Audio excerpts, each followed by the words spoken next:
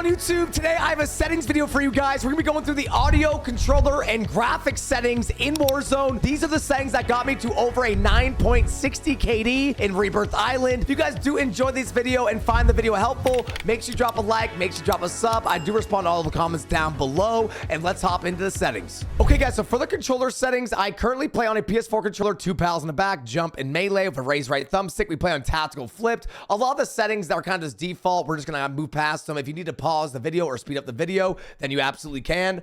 We currently are rocking a 2.60. I believe this is equivalent to like a 14 or a 15 sensitivity of the old ones.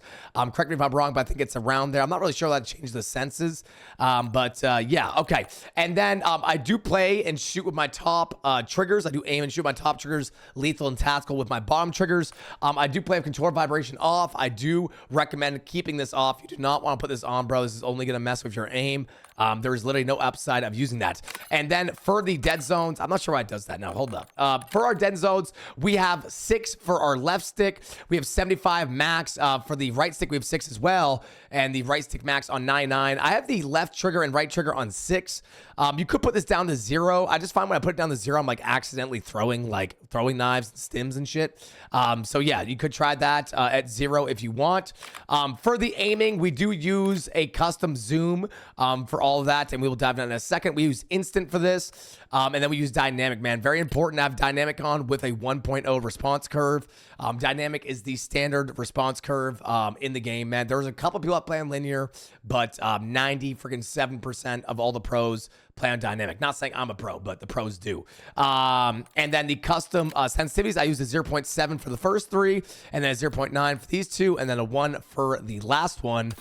Aim assist on, obviously. And then this is a cheeky little setting that gets overlooked by a lot of people, because a lot of people will say, well, I have this off, none of these matter. If I have this off, then these are all off by default, which is actually not how it works, man. You could actually test this for yourself and change a bunch of these, and you will see the effect in game, even though you have this off.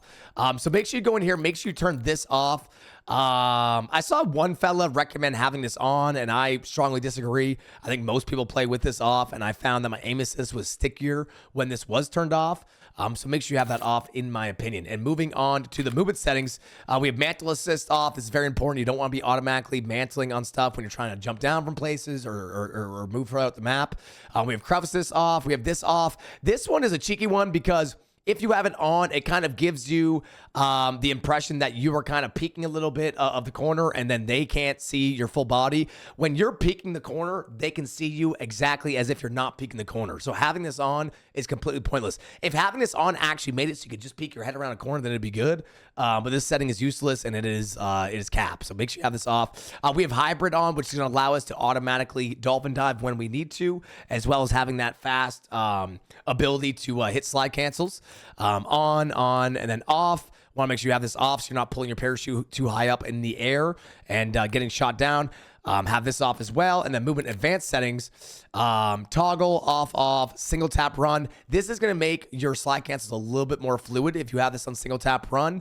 Plunging underwater free, sprinting door bash, of course. And then if you give a damn about the vehicle settings, there we go.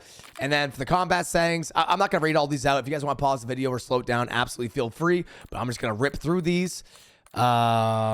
All these are pretty standard settings. This is very important. Definitely make sure you have this on. It's going to allow you to tap to pick up and open crates instead of just sitting there and holding it down to do it, which is going to take 700 times longer to loot things. Independent on. You could have this on paired, actually. I had this on independent because I was using the dual shotguns, but this on paired, honestly, is probably recommended in my opinion. It's just going to make it so you don't have to hold down both triggers to shoot akimbo weapons. And make sure you have that off as well.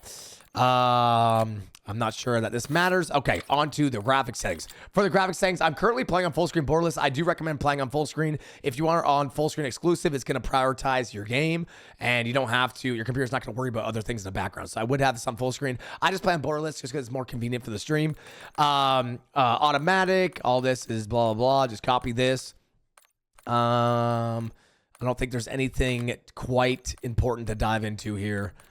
Let me make sure I show more here. I don't think it matters, but I'll make sure. Okay, what's going on here? What's going on? All righty. All right. Oh, okay. That's enough. All right, there we go, dude. For some reason, after the new update, when you press square to expand the setting, it will just glitch it out and shit and make you reset it.